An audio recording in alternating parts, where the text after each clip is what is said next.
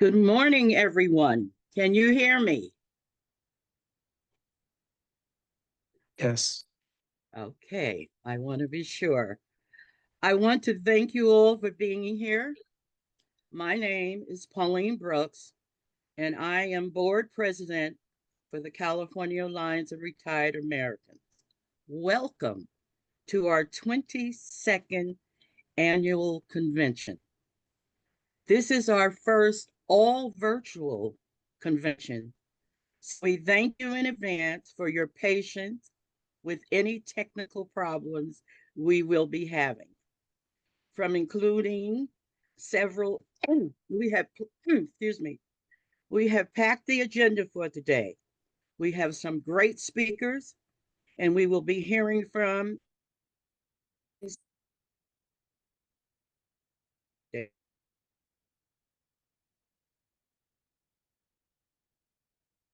some questions. And at this point, I'm going to say it.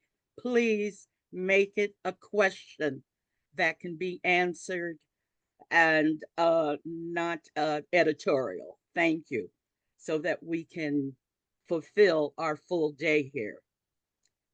If you have any technical support needs that cannot be solved via the chat, we have a phone support line which you can reach by calling 510 663 4086. So we will move forward.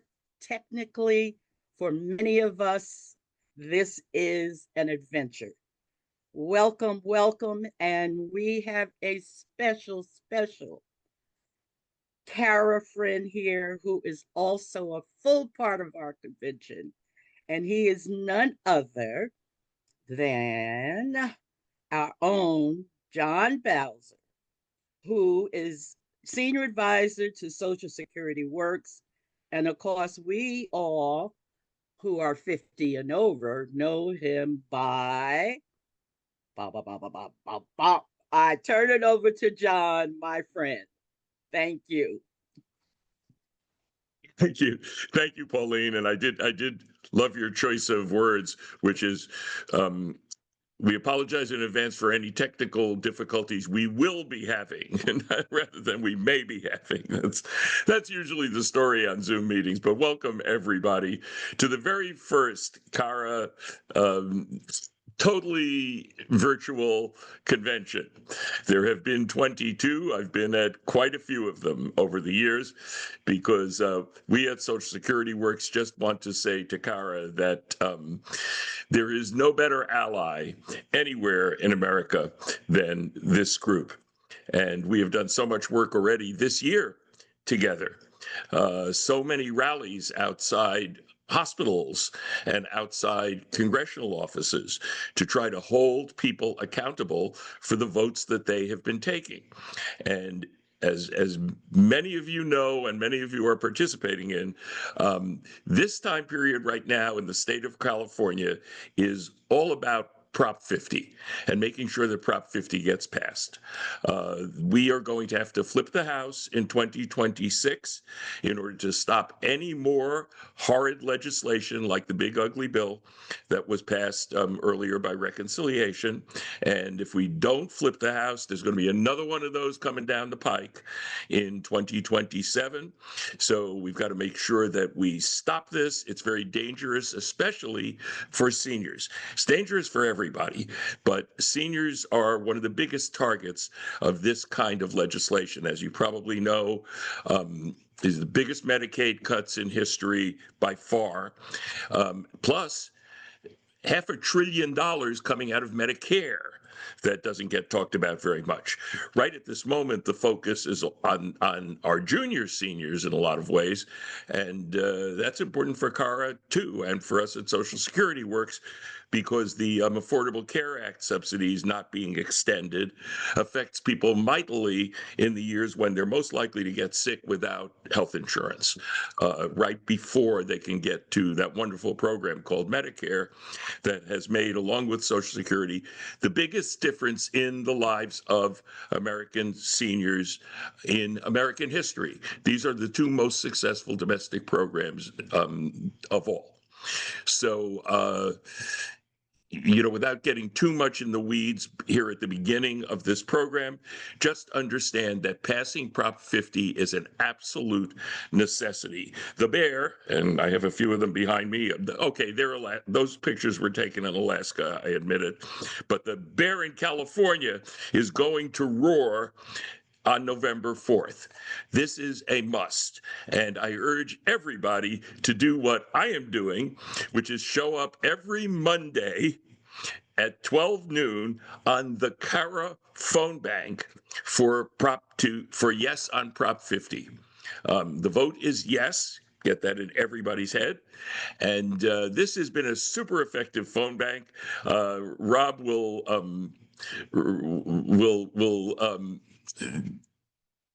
tell me whether we got to 100. I don't think we quite got to 100 last Monday. We are pushing 100 people on the phone bank, and that is amazing.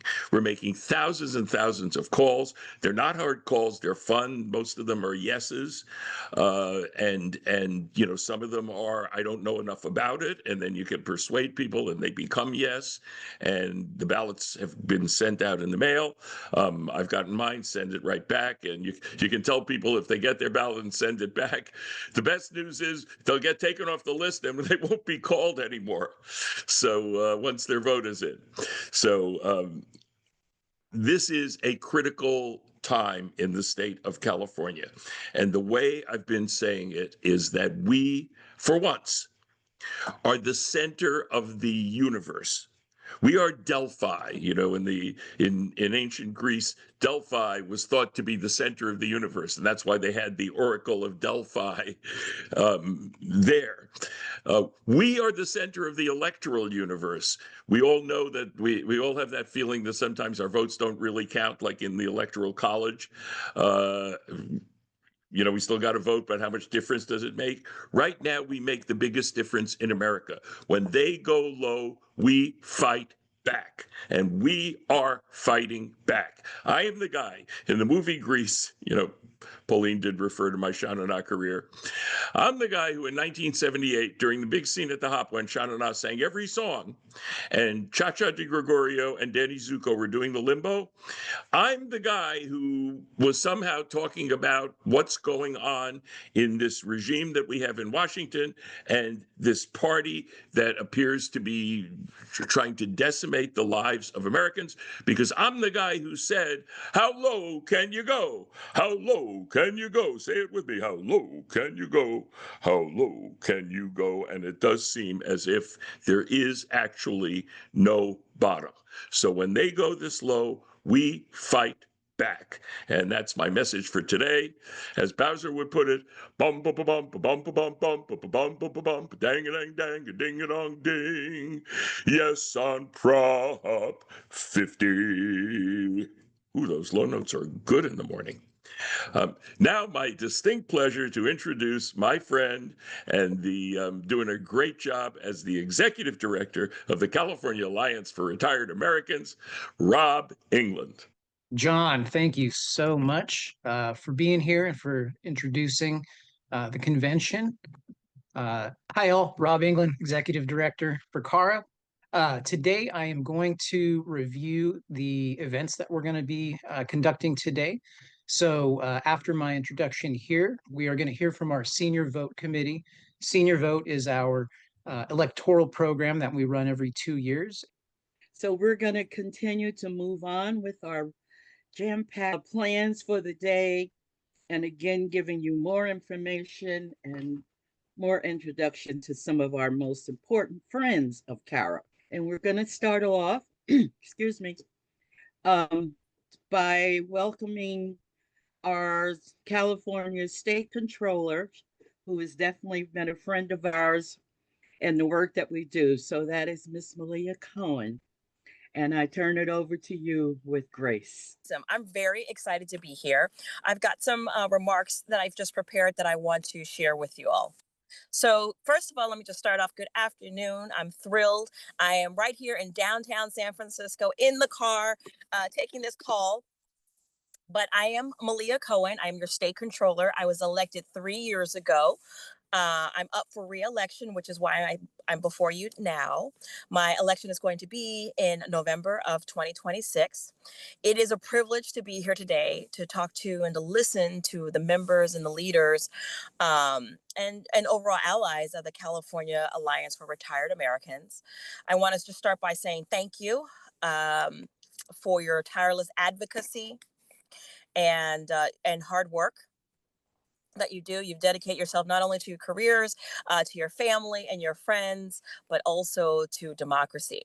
So I'm deeply honored to join. I hope you will consider me your partner in building a California that is caring and cares for all generations.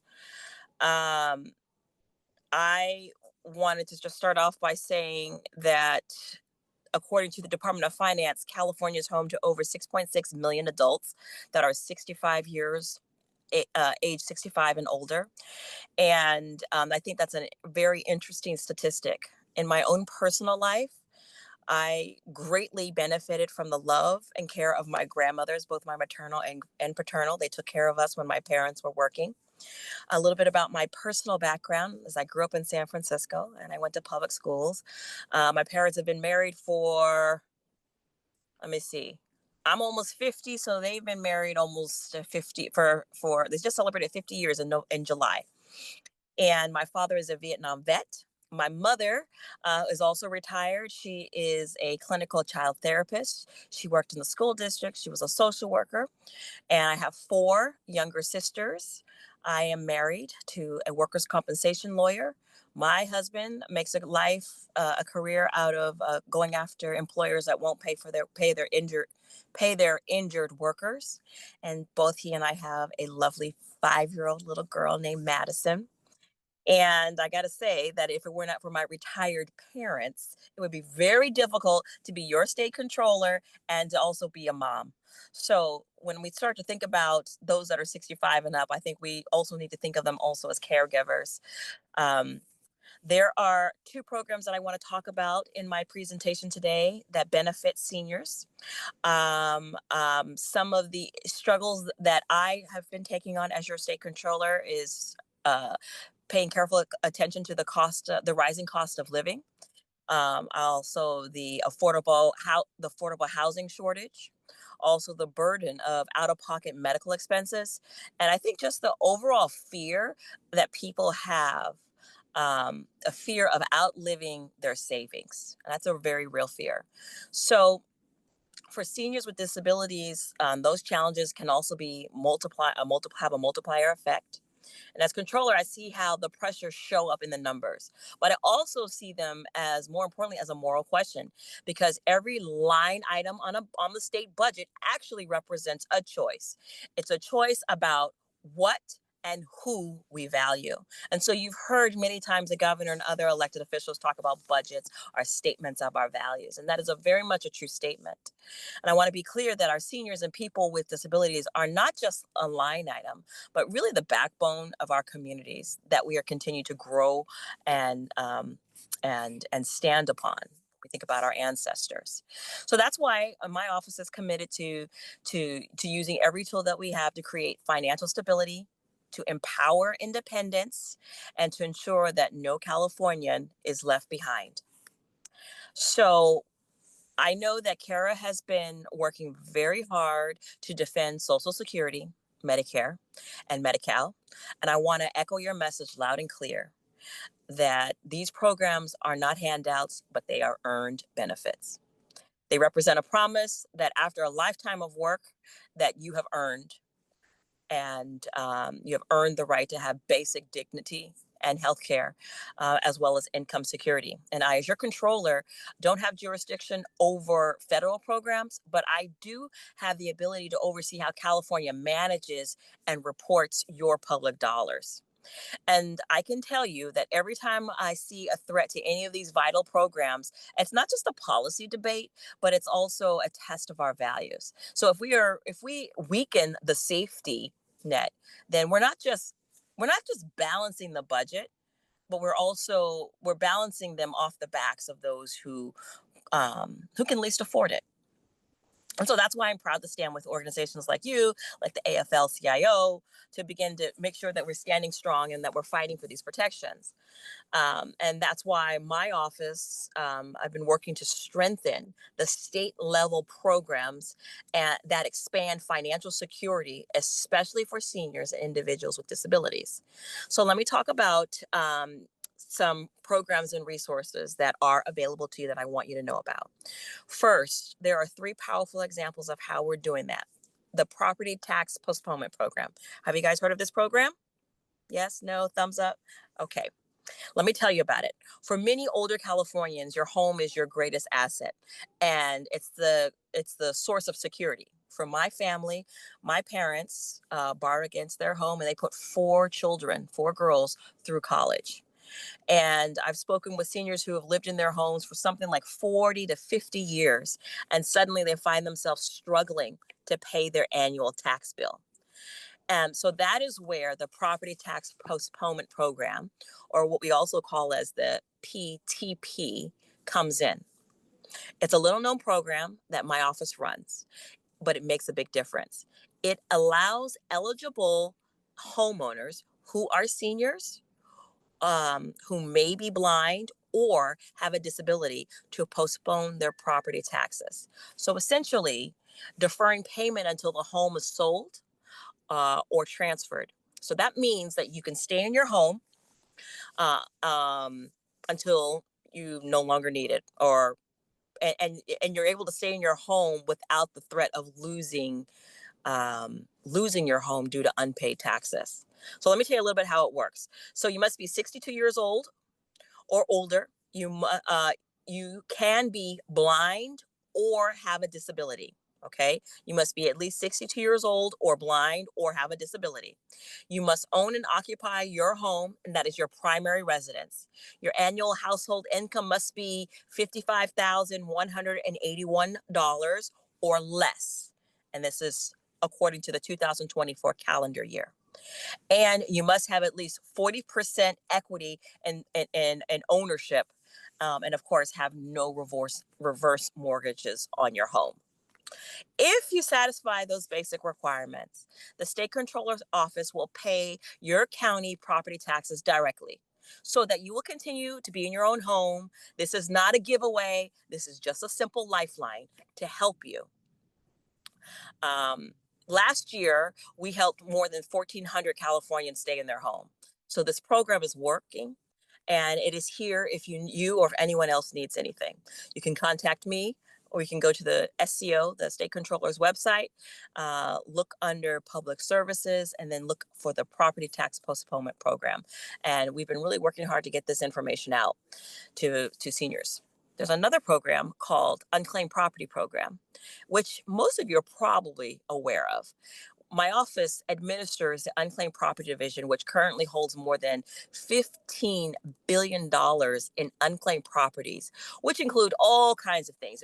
It includes refund checks, it includes overpayment checks, dividends, outstanding checks, lost wages, you name it. If it's out there, the state of California is required to relinquish it and turn it over to us.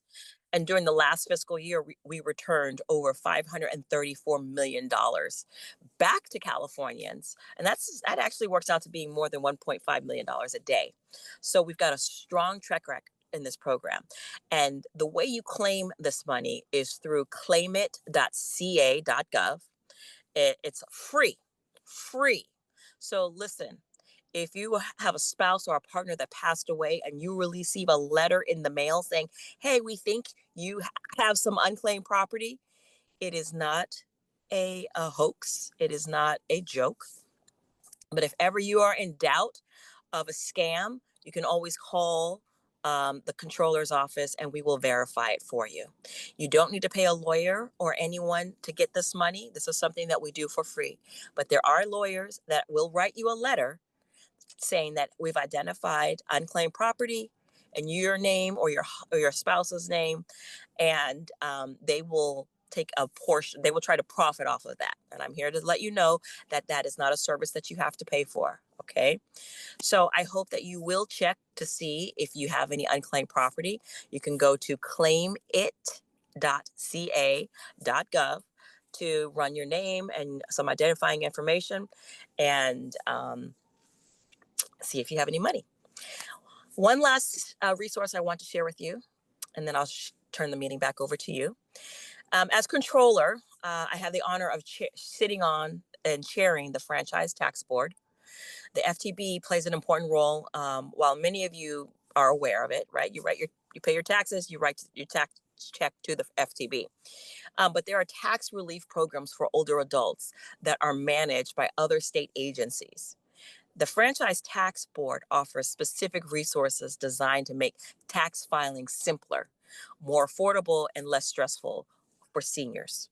Now, I want you to be aware of this. One of those key resources is the Tax Counseling for the Elderly program. The Tax Counseling for the Elderly program, also known as TCE. This is a free, federally funded program, especially for taxpayers age 60 and older. It provides help with basic tax return preparation and answers common questions about pension, about retirement income, and other financial matters that are uniquely affecting seniors. So I want to encourage anyone that can hear the sound of my voice that may benefit or who has a loved one who can benefit to visit the Franchise Tax Board website. That's ftb.ca.gov. And then you can use that website to navigate to find the TCE, or the Volunteer Income Tax Assistance site in your area. And that, again, we're just connecting seniors to trusted, reliable, no-cost tax help. And I'm going to pause here and see if there are any other questions for folks. I appreciate you guys listening to me, and I would love to have your continued support. It's hard to do a financial analysis on something that doesn't quite exist. As of right now, when it comes to single payer information, they're all projections. My job as working as the state controller is really dealing with tangible, hardcore numbers. So if and when single payer tax actually passes, we would probably let it go maybe 1 to possibly even 3 years so that we would have enough data to then analyze it. And we could easily perform an audit as to seeing the benefits, the cost of this legislation, so that we would have more hardcore numbers. So when you see numbers that are coming out of the controller's office, these are verifiable numbers. They're not projections. My role in CalPERS and CalSTRS, those are the two largest retirement pension funds in the world. Certainly in the state of California, they've got about $800 billion worth of assets under management. I'm a trustee, so as the state controller, I sit on this body. CalSTRS is a retirement system for retired teachers, and CalPERS is for retired public employees like myself. So we've issued reports and have gone after bad actors around charter schools, for example. Charter schools have stolen couple $100 million of our tax dollars. So we have performed an audit and yielded some results that we then turned to the district attorney's office in San Diego for prosecution. And the bad actors were arrested and jailed. We were able to claw back about $63 million back to and redirected to public education. Wow. Also, as a result, I had a task force where I created more strict accounting guardrails and practices that benefit both the public school system as well as the charter system. This legislation is now morphed into a 2-year bill, so I hope to have it signed next year. But I facilitated a task force with education labor leaders, top administrators within the charter school system. So that's just one example of an audit that we went after bad actors. The 3 programs that I highlighted with the rental postponement, or property tax postponement, it's absolutely extended to persons with disability. And the tax preparation for seniors assistance absolutely is extended to persons with disabilities. That's connected to the franchise tax board. And then unclaimed property is independent of anyone's ability or inability. This is, if we have your money, we will give it back to you. We just have to find you. Absolutely. That is dominant in most all of our conversations, the cost of healthcare. The crisis is escalating, and it is one that when you listen to the board meetings, not only are plan members coming to protest, but also board members and trustees are also protesting. In particular, CalPERS has an excellent staffer, a guy named Don Molds, who actually comes out of the Obama administration, who's so thoughtful about the escalating prices of healthcare. And as a trustee, we are looking to explore all options to make sure that these costs are going down. Earlier this year, we particularly heard from state of California employees that don't live in the state of California, but live in other parts of the United States, particularly we have many state employees that live in Chicago and that are part of our healthcare plan. And as you know, the cost of living in Chicago is much lower than what it is in California. And so they were concerned that their healthcare costs are becoming too out of their reach. And it was a really a sad situation because we were not able to accommodate them. They are on one of the higher healthcare plans just because their numbers are so small. The negotiation happens year round. It never ceases to bring these prices down. We are looking at ways to incorporate technology, particularly AI, to help people, particularly seniors, manage their life and their lifestyle so that they are able to grow grow old in place, but also be healthy as they continue to age. As people are healthier as they continue to age, it drives down the cost of living. Excuse me, the cost of healthcare.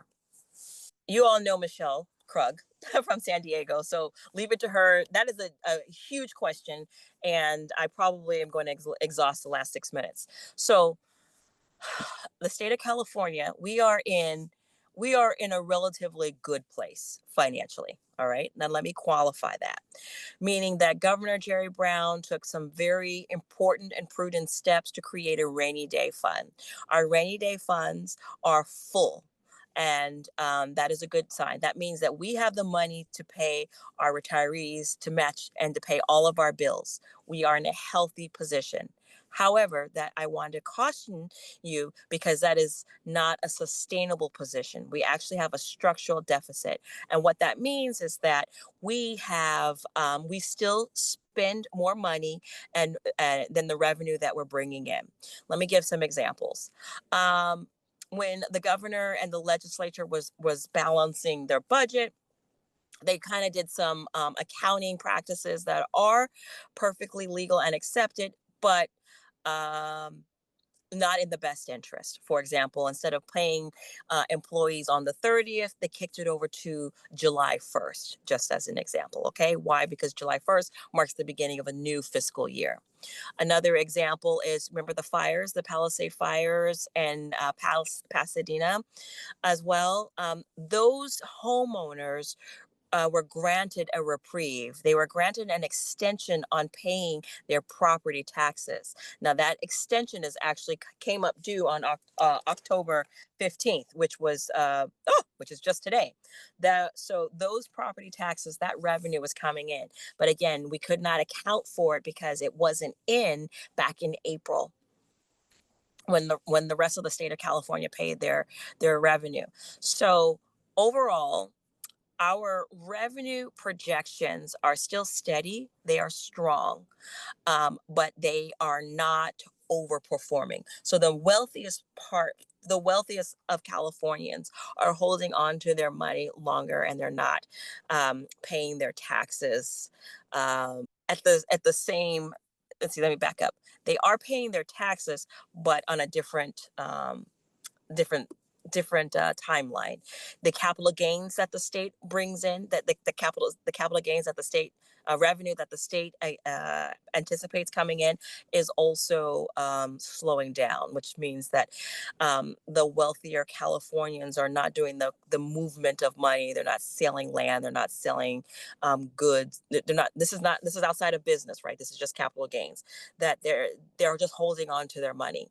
So that is a sign that the economy could be slowing down. If you are on this call, I would like for you to just be very prudent about your own financial um, snapshot. And if you can hold on to your cash, I would hold on to the cash. The government shutdown is still happening, and it is considered to be, or it's considered to be projected into what could possibly be one of the longest standing government shutdowns, as the Republicans and Democrats in Washington, D.C. continue to butt heads.